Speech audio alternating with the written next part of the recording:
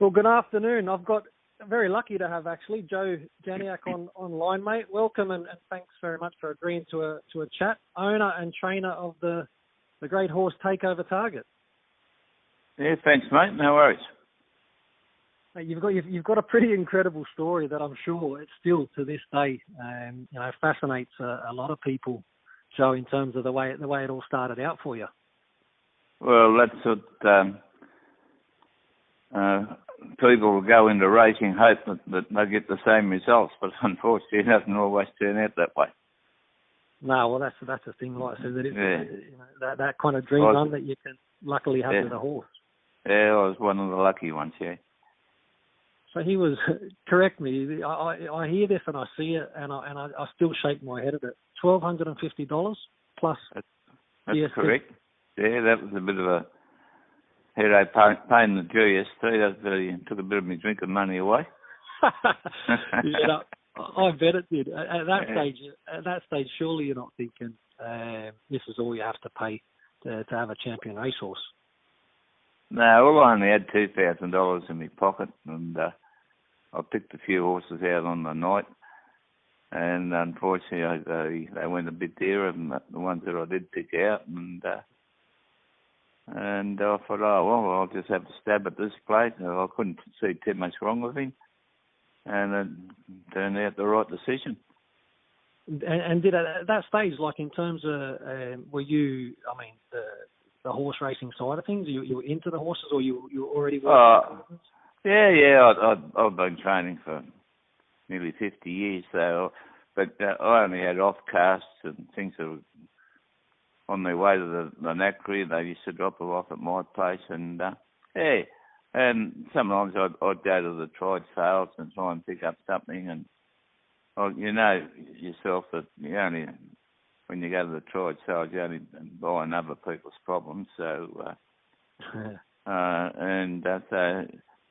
but if that's all you can afford, you think, maybe they might be all right around the country, and you play around and live and learn. And I've been pretty lucky. Most of my purchases, I've got a return on them. Yeah, and with Takeover Target, he was one that he was probably plagued with injuries throughout his career. He certainly had a few of them, and that was also the way it kind of started off for you. Sorry. Yeah, well, if I'd have known the story behind him, I would have never put my hand up to buy him.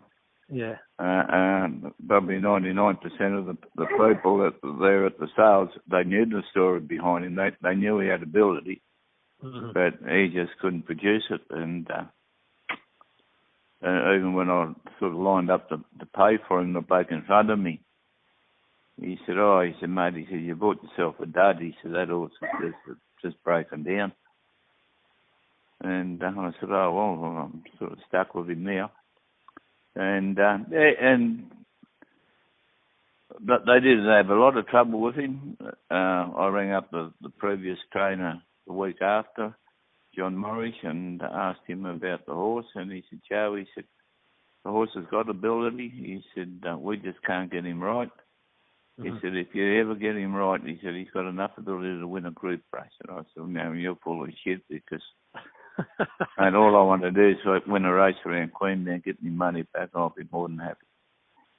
Yeah, well, you managed to get that, because as a 4-year-old, he did manage to get to the racetrack, and his first win was actually at Queensland, wasn't it? It was Queensland, yes. Yeah, he won by 7 lengths there.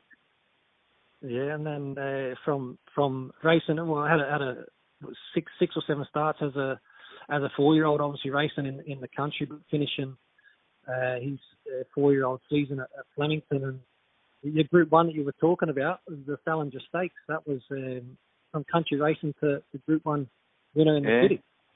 Yeah, well, he won his first 7 races. He went from there, he won at Wagga Town Plate Day. He won a Class 1 there, and a better time than what they ran in the Town Plate. Then we took him to Sydney for 2 or 3 runs. He won them. We went to Gosford for the Pace Setters, which is a listed race. He won there. And probably the highlight was the Ramornie at Grafton, where he was 5 wide, and it was just a phenomenal win. It's just sheer guts and determination, and then from there on, he ended up going to Melbourne and won the Challenger. Yeah, and I mean, what a great way to finish his season as a 4-year-old. But is it at that stage that you start to think? Obviously, you need a little bit of luck in racing, and certainly there was some bad luck in the earlier days with injuries and a little bit throughout his career. But getting him to the racetrack and winning races. Yeah. Well, I sort of had in mind, like, even when I bought him, I had my vet check him out, and he said, "Mate," he said, "you bought yourself a broken down horse." Mm-hmm. And he was plagued with injury all his life. He was never sound. It was just a matter of patching him up and being kind and looking after him. And that's how I did it. And I spaced his runs, tried to keep the weight off his back, so being kind to the horse. Yep. And that's what led us into going down and selling to taking on the best. With weight off his back, but he had just sheer ability to beat him. Yeah. And he was also able to carry weight as well, which he eventually done. But he did eventually. Yeah. Yeah, but again, like he picked up an unfortunate injury, even in I think it was a Gold Coast Barrier trial. So, but I mean, there's a bit of a hard track up there, and he did a stone bruise or something like that went wrong with him there, and we had him set up for the carnival in Brisbane, and we had to scratch him out of that, and it took us a while to get him right again. Yeah, he went through one season that he wasn't really performing real well, but eventually, it just matter of time. Look, time's the best medicine with horses. It's just It's the only way you can patch them up. It certainly showed that. I mean, in terms of what a big heart the horses had, because to continually come back and get to the race course, and not only get to the race course, but to be winning great races. And in early 2006, goes out and wins the Lightning Stakes and the Newmarket Handicap, which I believe resulted in a nice offer. That's right, yeah, and then we got invited to go and race at Ascot, yeah. Royal Ascot, tops and tails. What were you thinking at that stage? Were you thinking it was a wind-up? Was it genuine? Oh, no, that was just from a country trainer. All of a sudden you got a horse that's invited over there. It's just unbelievable. And I've never been sort of overseas myself, not alone with a horse, and had to find out how to travel with him. And luckily, I had good advice, and the horse travelled well. It was hard work, but it was all worthwhile. And and we were lucky enough to get up and win the first time over there. Well, that's right. Yeah, you were lucky. I mean, to get up and win the King Stan Stakes. Yep. And his first crack at it. So again, that must have. I mean, you're talking about you're starting out first race at Queanbeyan, and then you're winning the King Stan Stakes at Royal Ascot. I've never actually been. I ended up having a racehorse buffing where we probably had the opportunity to go over to Royal Ascot, but finances, Joe, I think changed. I don't know what they were like back then, but Australian racing now, the prize money seems to be here. Oh, for sure, yeah. Look, if you change the situation to today, you wouldn't bother going overseas. The prize money's here, especially sprint horses. We've got the best sprinters over here. There'd be no point going over there. Yeah. But you ended up clocking up your frequent flyer miles there for a bit, because you had the international travel. You went and had wins in Japan and Singapore. So look, that must have been a great experience. I know, for the horses, some travel really well, some obviously not as well. And then, as I think you've touched on as well, with the quarantine and what have you for different countries, it's not easy. Yeah. I was lucky, as I said. IRT, International Racing Transport. The bloke that was leading them, he said, no, it's a bit of hard work, but if you're prepared to do it, your horses will travel better doing it this way, and which I did. Yeah. And and it paid off. And luckily he was a good traveller as well. Being a gelding, didn't worry him too much. Mm-hmm. We sort of gave him plenty of space because he's pretty bulky, so he wasn't a tall horse, but he's a pretty bulky horse, so we gave him extra space to move around in his box and things like that, and tried to look after him the best we could. And what about, did he have any quirky habits? Was he a funny bugger? Like what? Yeah. He was a nasty horse from the day go. Yeah. Yeah, probably because of all the pain that he'd been through in his younger days and being stabled all the time. I the first 6 months got a lot of problems with him. He reared up and struck me, and he put 30 stitches in my head one day. Wow. And but eventually got around to him. I found out what he liked, and he liked the same things that I did, was a drink. So he didn't steer or burp. And, no, he would have had a few beers and a few glasses of champagne with his career. Well, after that, yeah. Yeah, no, great. And what do you feel? I mean, it's hard, obviously, because it goes on and wins great races. But what's a standout for you? The horse's greatest win? To me personally, it would probably be when he won the Challenger. Yep. It's probably an achievement for me to win a group race, which I never thought I'd be able to do. Yep. Probably the horse's personal best would be either winning in Japan, where he beat the best sprinters in the world, or and then on his final year when he won the TJ Smith. Yeah, and it ran with. That was just a phenomenal win, and he beat the best sprinters in Australia that day. And unfortunately, there were losses. I've watched quite a bit of footage and all that sort of stuff today as well. But was there a sore loss for you? I was watching the protest in the Villiers with Honour and War, and I couldn't believe that was upheld. That's exactly right. And neither could the 3/4 of the crowd there. They just went berserk. Yeah. They were going to lynch the steward. But it did drift off a little bit, but... a little. Yeah. Look, yeah, well, that's right. Under pressure, and that was his style of racing. And I don't think it was a contributing factor to it. But anyway, that's the way the steward saw it. So you just got to cop it on your chin and keep on. Yeah, keep on. Well, the horse, obviously the horse did keep on. Did he have who was Takeover Target's greatest competitor? Do you think? What he was up against? Probably one of the. Oh well, there was Haylis was one of his top sprinters. At the Apache Cat was another good horse. Chance Hero, probably overseas. Silent Witness, which is regarded as the best sprinter in the world at the time. And like he made mincemeat of him when he beat him in Singapore. He beat him by about 6 lengths. Yeah. So he's beaten some pretty handy horses. Yeah. Well, when was Miss Andretti around about the same time? Because Miss Andretti was around. Yeah. Miss Andretti gave him a flogging over in England. Yeah. I think it might have been in the King's Stand. Yeah, and then he ended up beating her in another race. Yeah, but no, she was a pretty good sprinter herself. Yeah.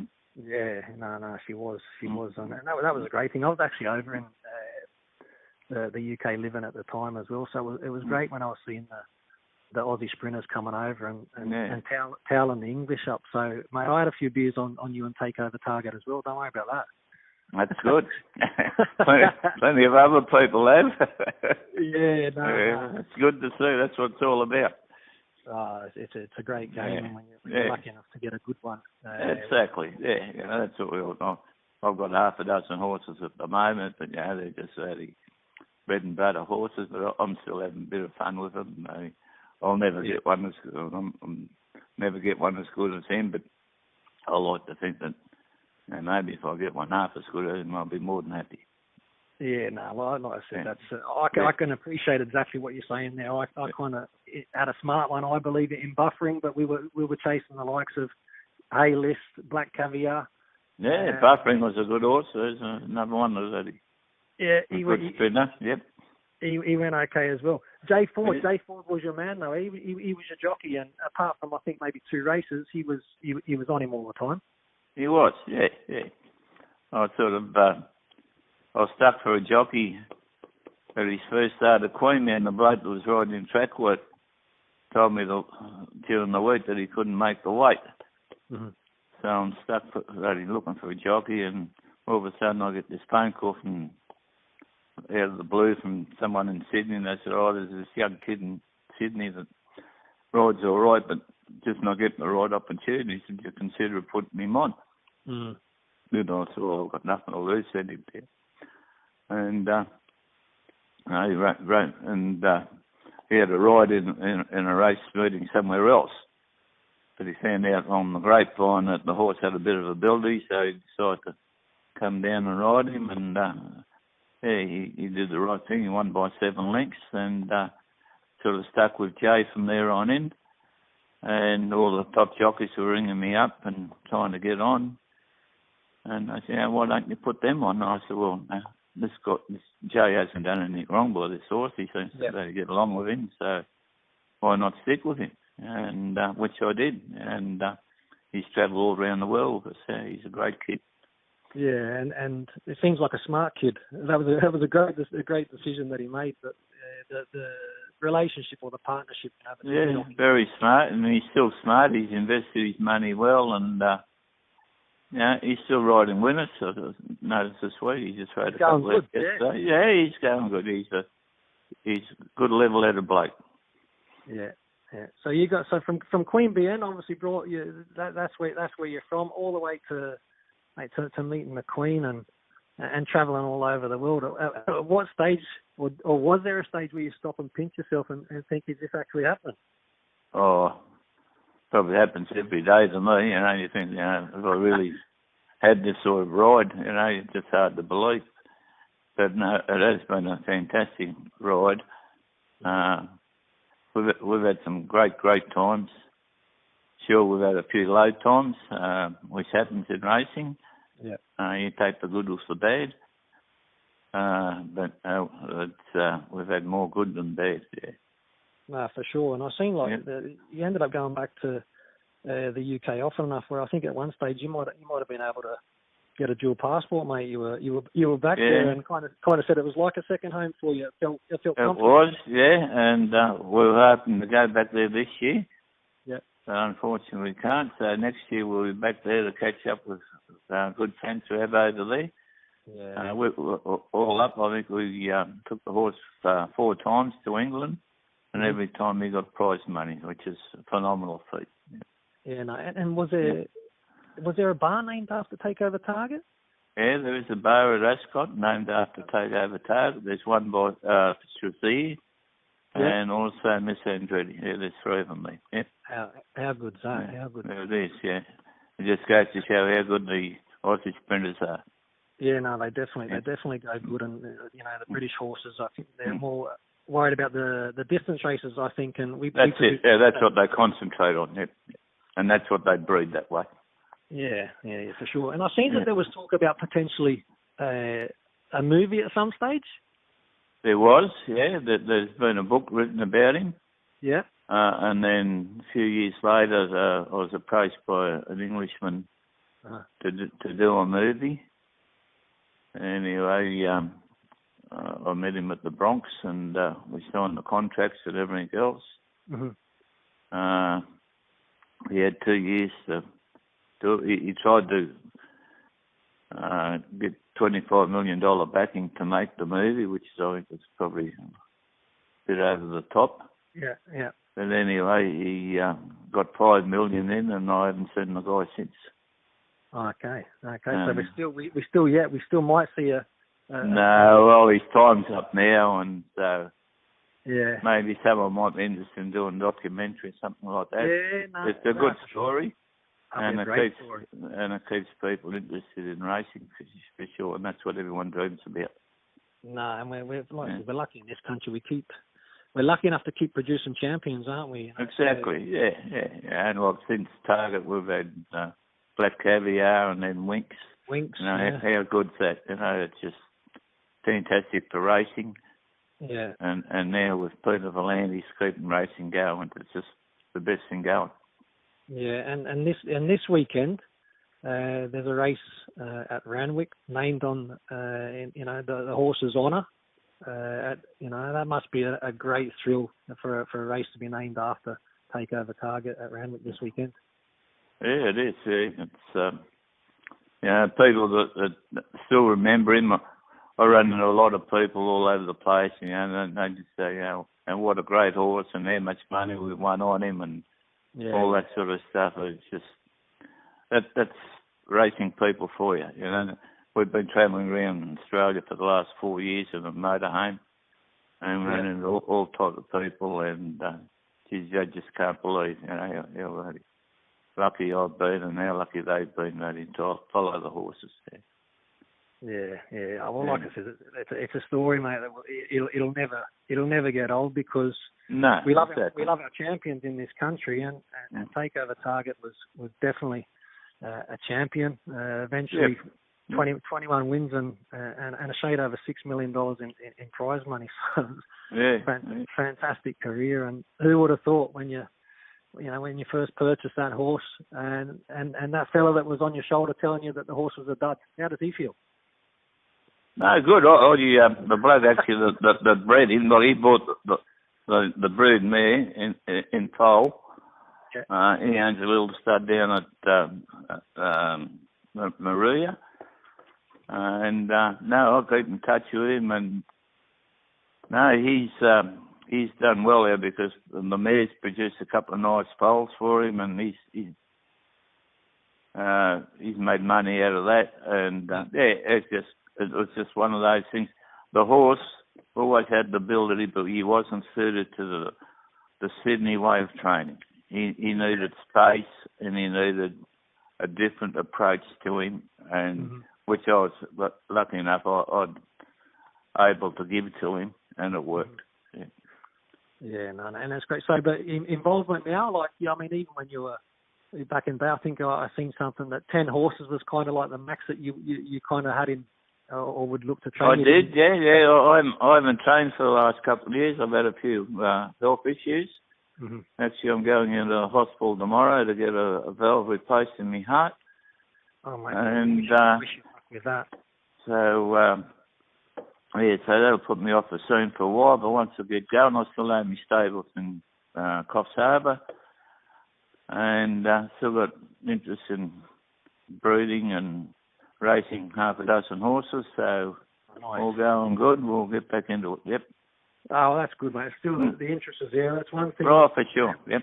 With the COVID, a lot of things have stopped, but horse racing is still going strong, which is great. Gives us something to look at. It's something that keeps me going. Mate, good and I just had a bet and I got up on one, so that's even better. Oh, mate. Well, have you got a tip? Have you looked at the field? No, I didn't. I was watching the Sky and listen. I don't know what made me back up anyway. I just got up on one. Happy days then. Hopefully it was good luck for you. Good luck charm for you, Joe. And listen, mate, I really appreciate your time and like I said, your story.